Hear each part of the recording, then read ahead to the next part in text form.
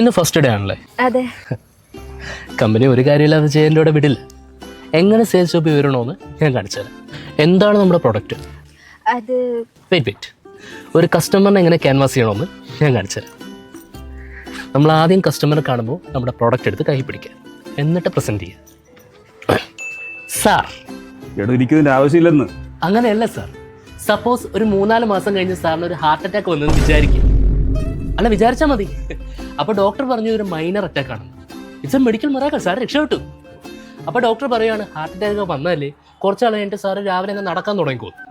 അങ്ങനെ നടക്കാൻ പോകുമ്പോൾ കാലത്തിടാനാണ് നമ്മുടെ ഈ ലൈല സ്ലിപ്പേഴ്സ്. ഇവളാണ് അഴകിയ ലൈല. കൊള്ളാം. ചുമ്മാ നാളെ കൊല്ലം നോക്കുവാടാ. അതിന് ചത്തില്ലല്ലോ. ഇറങ്ങണ വണ്ടിയിൽ.